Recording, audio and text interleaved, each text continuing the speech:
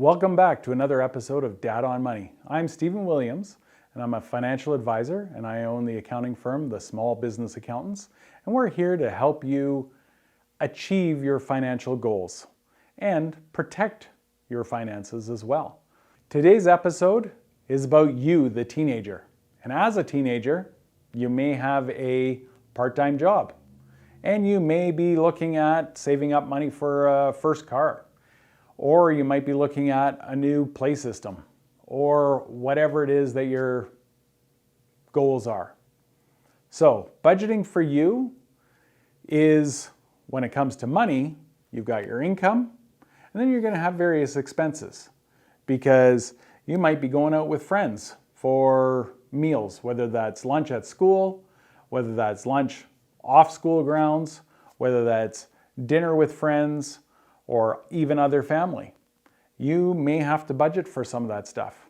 Maybe you have parents that are charging you rent. And so you need to budget that income that you have coming in so that you've got that money. You also have to budget for your future. So what does your future look like? Are you saving for that car or that video game system? Or are you saving for your education? Or are you saving for a bit of all three of them, so that you can have your fun, have your mobility, and also get your education so that you can make more money in the future? So what are you really budgeting for? And you have to look at that, where you want to be in the next year, 2 years, 5 years, because that's going to dictate what your savings looks like. And you should always save first, whatever your income is, have a percentage of that you're saving. 10% preferably. If you could do more, but have that allocated first and foremost.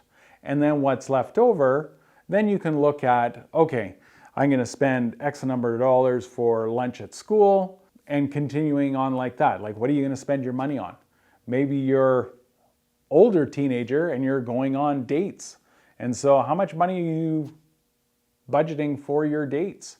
If you go out every Friday, Saturday night on a date, or a Tuesday night, or a Wednesday night, or whatever that is. Are you going Dutch? Are you buying for the person that you're going out with? What does that look like? So make sure you budget for those things, because you don't want to go up, especially with somebody that you like, and between the two of you, it's your turn to buy, and you go and buy and you go use your debit card and it doesn't work because you don't have any money in there. This becomes a problem because it's a big embarrassment, and now the person you like thinks, I don't know about this individual, because they can't really seem to know what they've got going on there. So definitely keep track of those things. It's important to do that. Keep track of the money coming in. Depending on where you work, if you don't work for a large organization, you really want to keep track of your hours, what money you're making. Even understand vacation pay and stat pay, so that you know what money you should be receiving. Because I have seen over the years, even with my own children, where their employers shortchange them, whether it be on stat pay, overtime, even just hours. So make sure that you keep track of all that stuff. As daunting as that might be, it's incredibly important, because you might be out hundreds of dollars a month being shortchanged on some of these things. So make sure you understand that, and make sure you communicate that with your employer when you get your paycheck, to say, hey, there's something a little off here. Can we review this? And really, most employers would be like, oh yeah, okay. Go through all the stuff and go, oh, made a mistake. My apologies. Let's fix that for you. Whoa, look at that. You found another 50 bucks. Awesome. Now you can put that into your budget as income, and now you can figure out what your savings and other expenses are. So as a quick review, things you want to include in your budget, first and foremost, of course, your income. Because if you don't have any income, well, then you got no money to spend. So income.